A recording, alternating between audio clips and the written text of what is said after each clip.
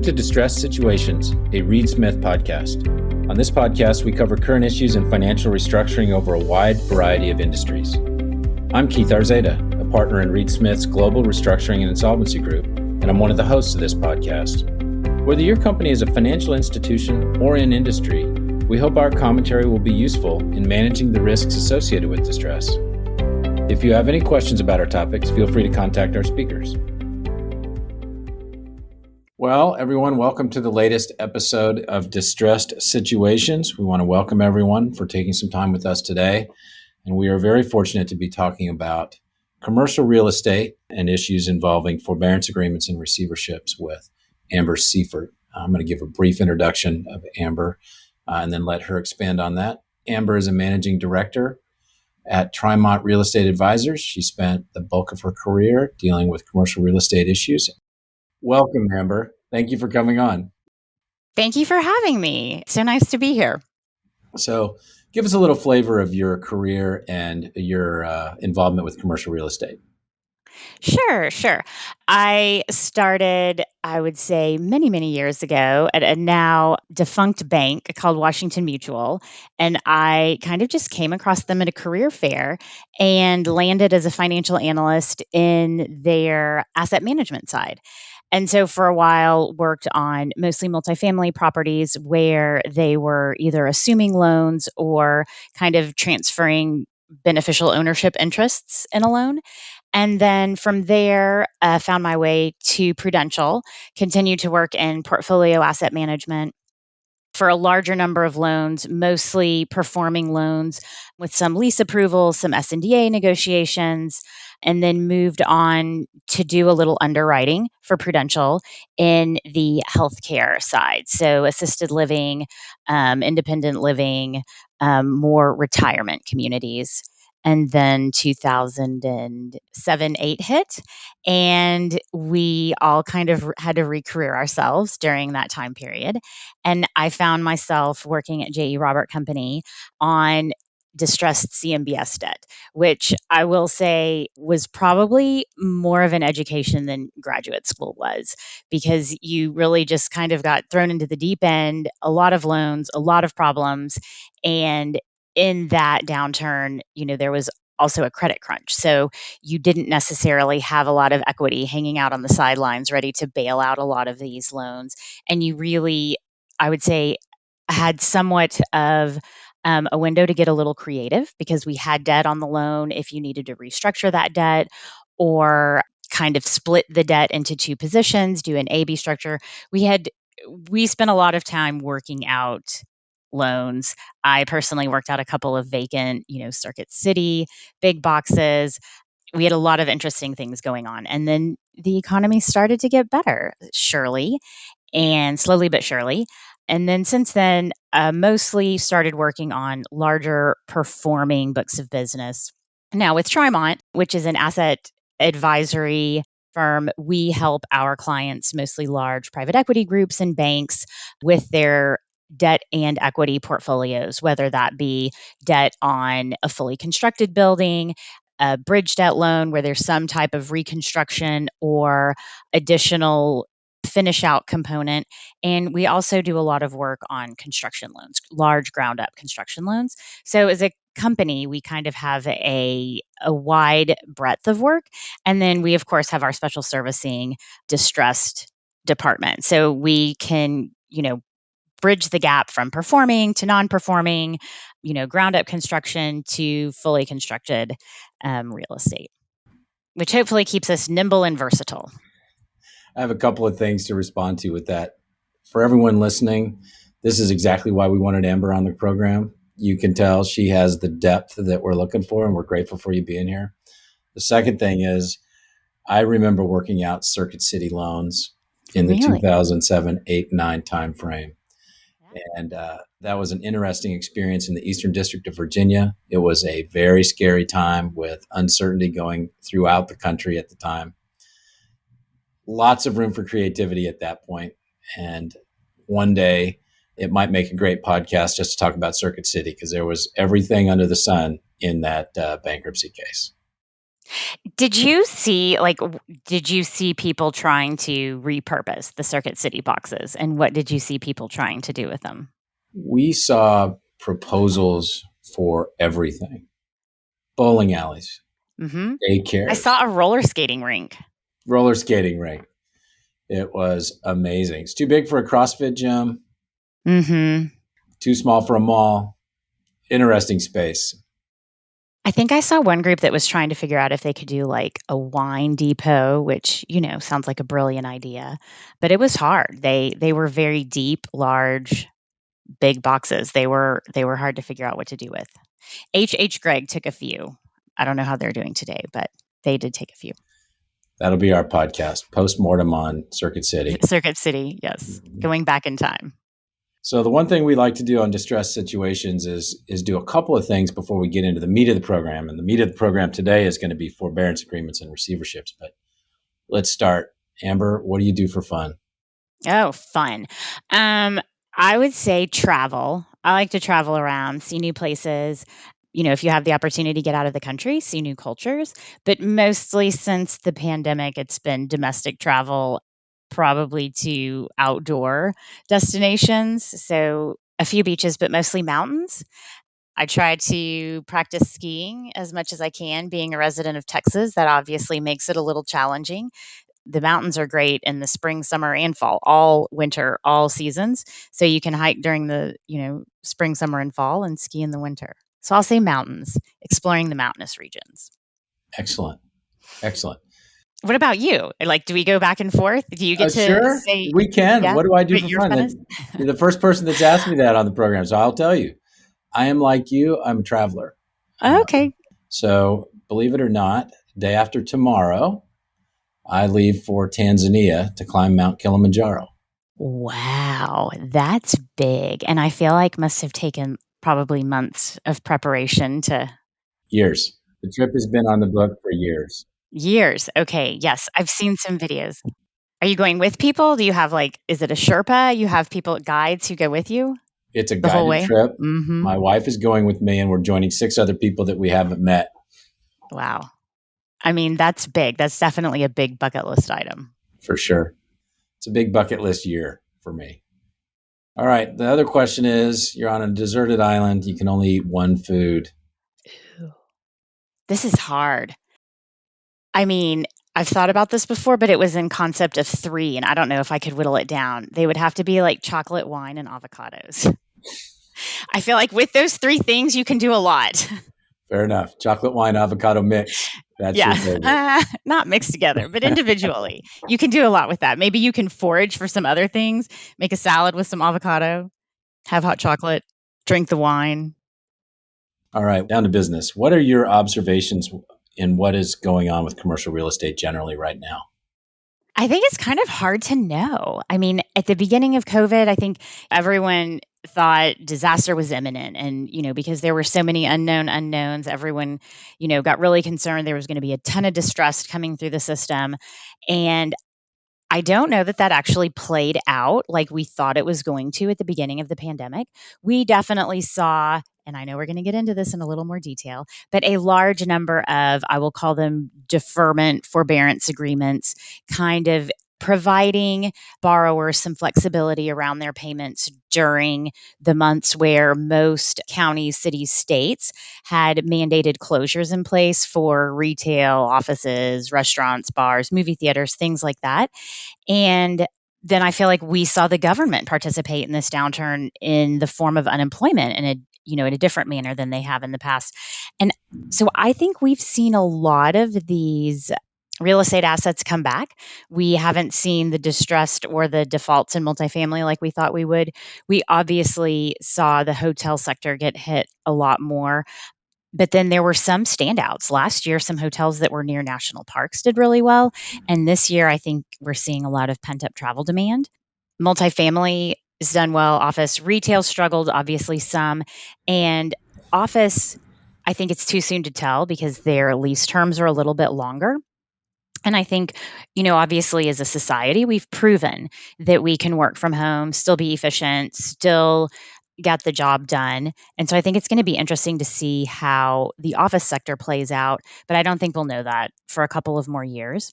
And there's actually kind of an interesting survey I came across recently that CBRE did, where they interviewed large office tenants, mid-sized office tenants, and smaller office tenants, and their responses were from the larger companies that they saw a moderate downsize in their future. And obviously, things can change. I think this was a survey that was probably taken in the spring, summer.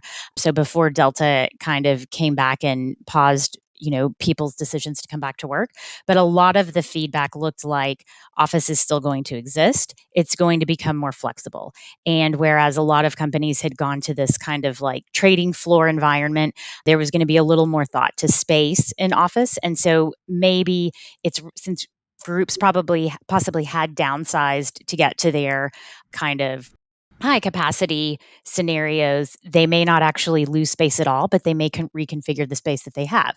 So there's more offices. And if we found ourselves in a situation similar to this in the future, it would be easier to still come into the office because we'd already sort of created that space for everyone, you know, to operate safely.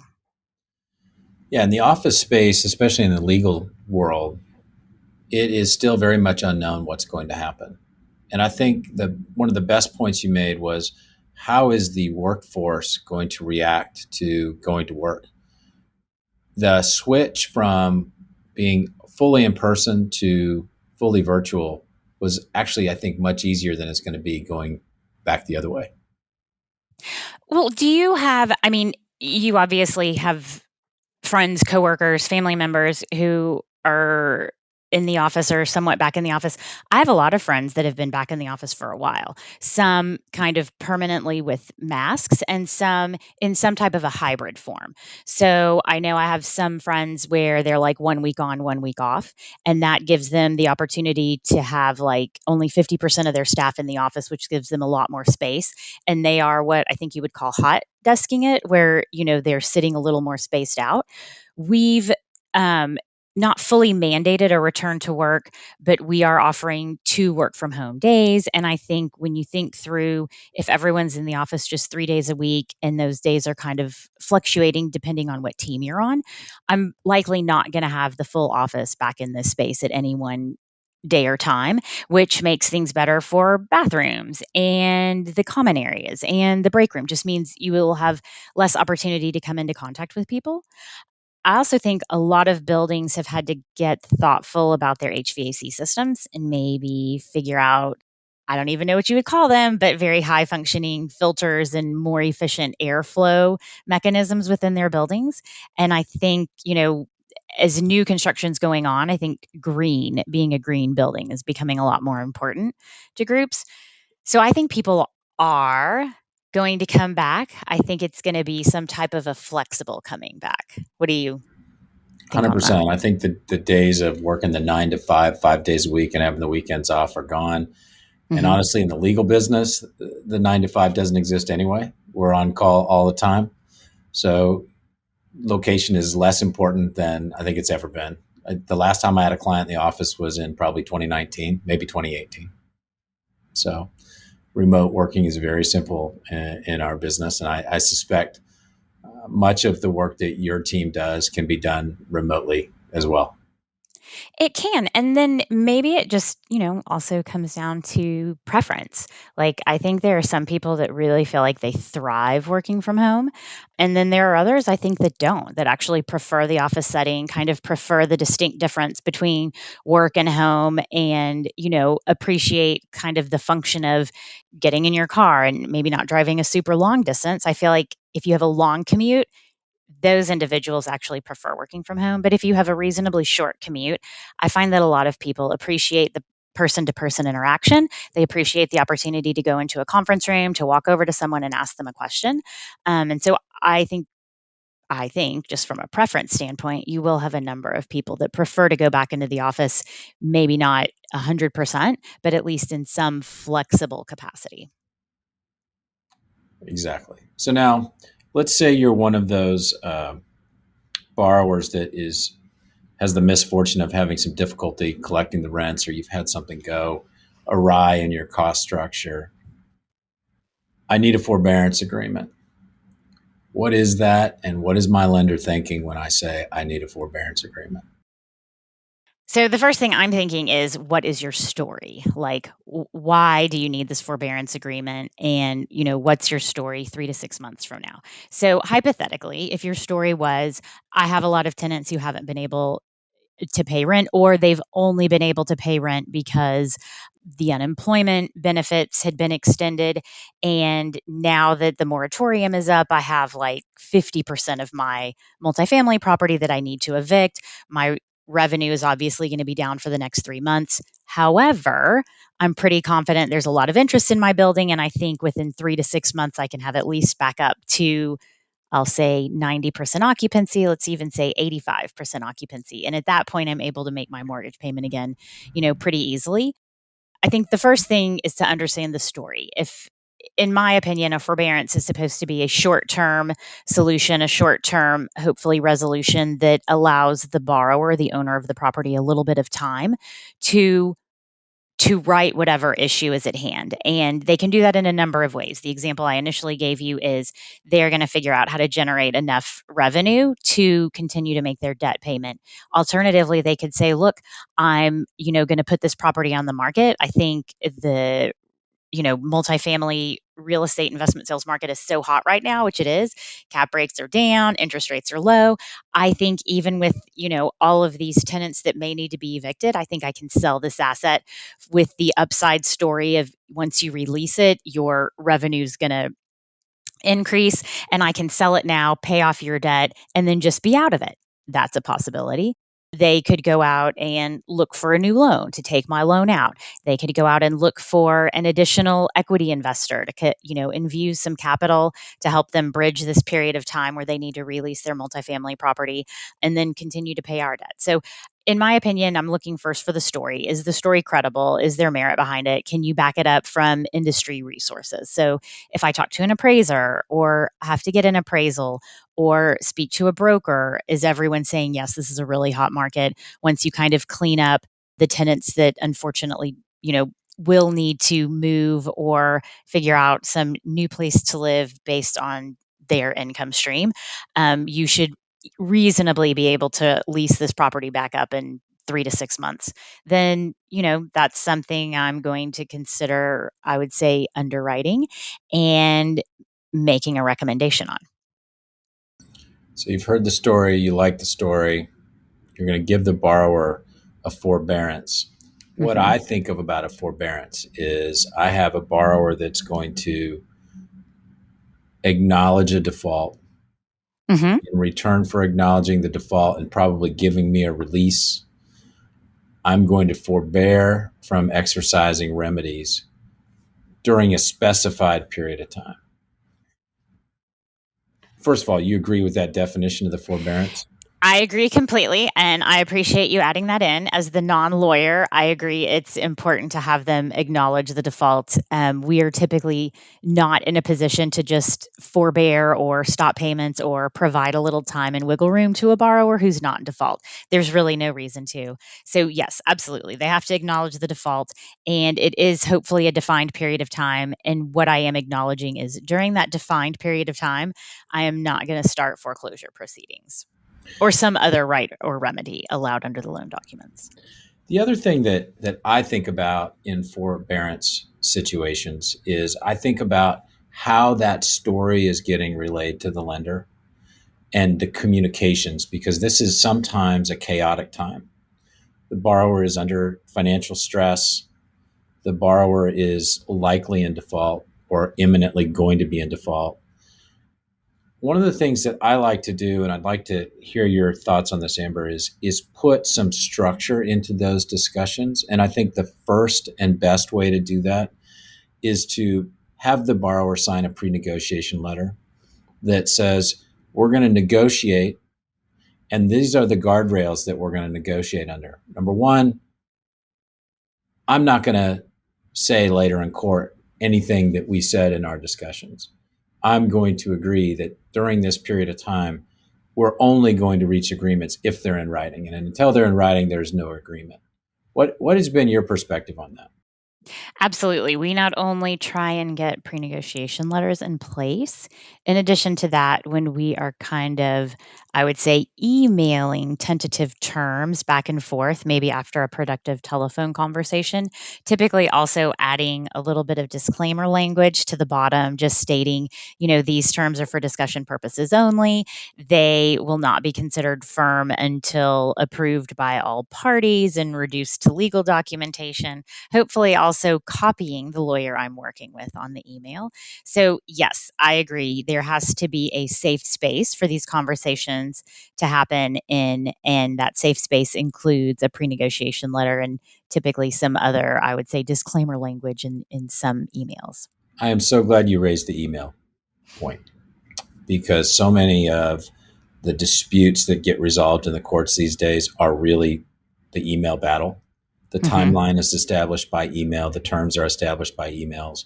And at this point, while I haven't done a 50-state survey, I would be willing to wager that all 50 states have electronic signatures acts for Mm. which an email can act as a signature. And so you can have an offer and acceptance and a binding contract via email unless you do exactly what you said, which is to provide the right waiver language in those emails. So excellent points. Um, I do have one more question on the forbearance. I can't pay my loan payment. What does the forbearance cost? That's a good question.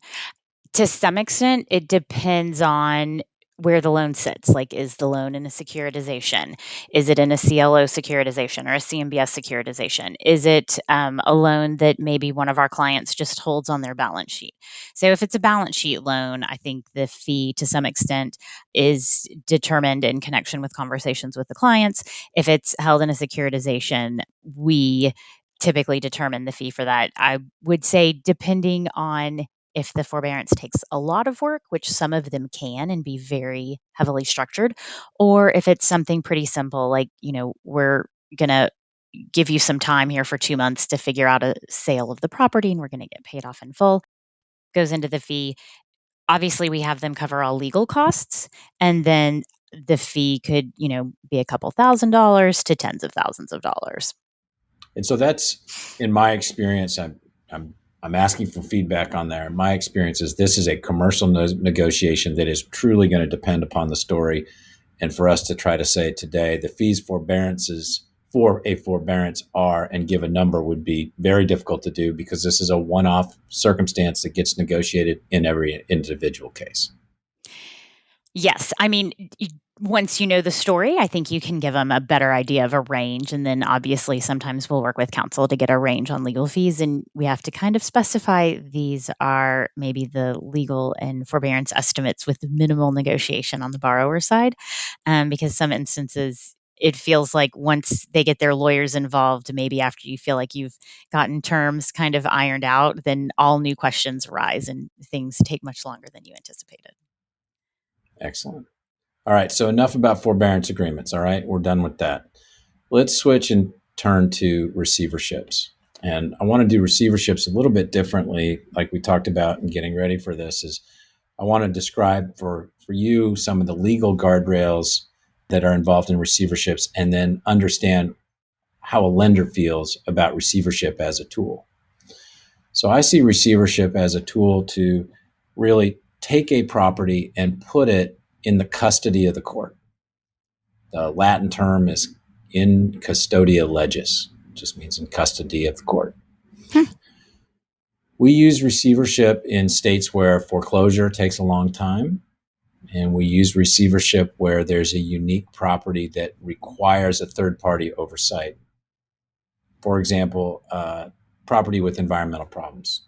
Common strategy for a lender to take that property back through receivership rather than taking title to the property. So if there's an issue with taking title, receivership is an opportunity to take a disputed property, or a troubled property, distressed property, move it into the custody of the court, and allow that receiver to manage, operate, and dispose of the property in a way that maximizes its value for all stakeholders, and at the same time be under court supervision.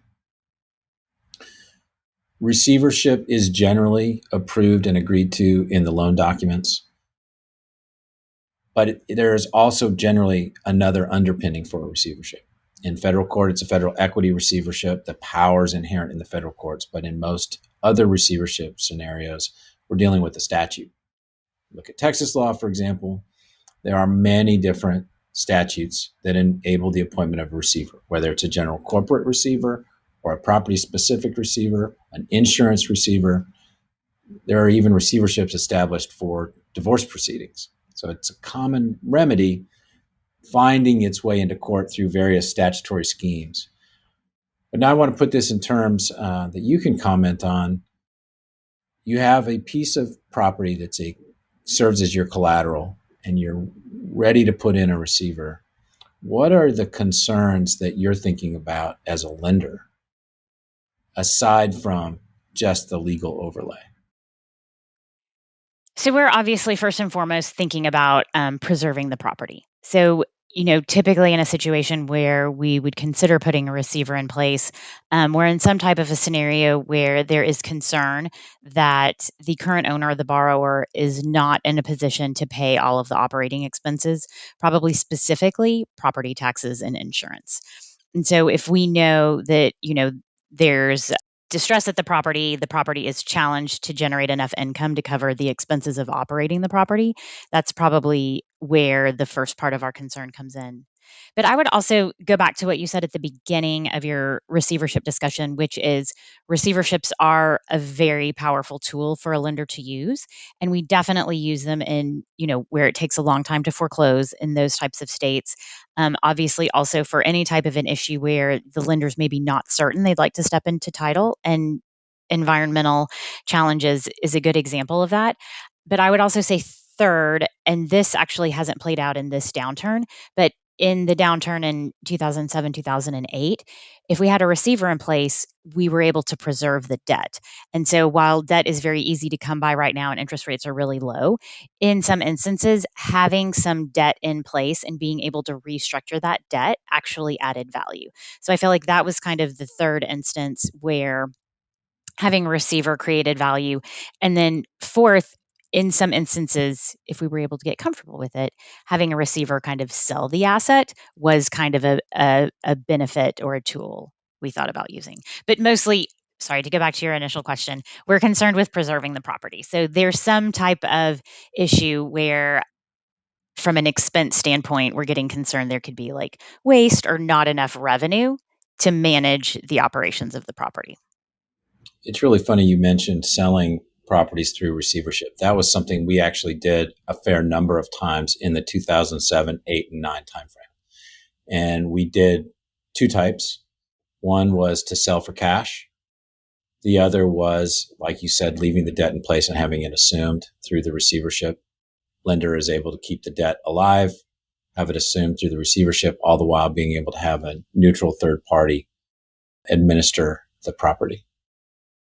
So Yes, absolutely. And I would even go as far as to point out that most of our kind of securitization documents allow a special servicer to make property advances or advances to preserve the asset. So for taxes and insurance, and you're much more comfortable making those advances when you're advancing the funds to the receiver and you have the court appointed receiver in place. There is, obviously an added level of trust that the funds are going to go where they're intended to. And, in some instances, maybe a lot of borrowers would do the same, but just, as they're in some state of distress and their debt is not doing well, that it's not always certain. I can tell you the one thing that we like to see in receivership orders is the ability of the receiver to borrow from the lender for those types of costs, property condition advances, whether it's taxes, insurance, or repairs to the property. It's the receiver that should borrow the money and it get added to the debt. And that's a very important provision in any receivership order. And the term generally used for that is the receiver issues receivership certificates. And so that's an add-on to the promissory note referred to as a receivership certificate. So Amber, we are bumping up against the end of our time. We are very grateful for you joining us today, and thank you very much. Oh, wow. Thank you. It was so nice to be here. The Distressed Situations is a Reed Smith production. Our producer is Allie McCardle. For more information about Reed Smith's restructuring and insolvency practice, please email distressedsituations@reedsmith.com. You can find our podcast on Spotify, Apple, Google, Stitcher, reedsmith.com, and on our social media accounts at Reed Smith LLP on LinkedIn, Facebook, and Twitter. This podcast is provided for educational purposes. It does not constitute legal advice and is not intended to establish an attorney-client relationship, nor is it intended to suggest or establish standards of care applicable to particular lawyers in any given situation. Prior results do not guarantee a similar outcome. Any views, opinions, or comments made by any external guest speaker are not to be attributed to Reed Smith LLP or its individual lawyers. All rights reserved.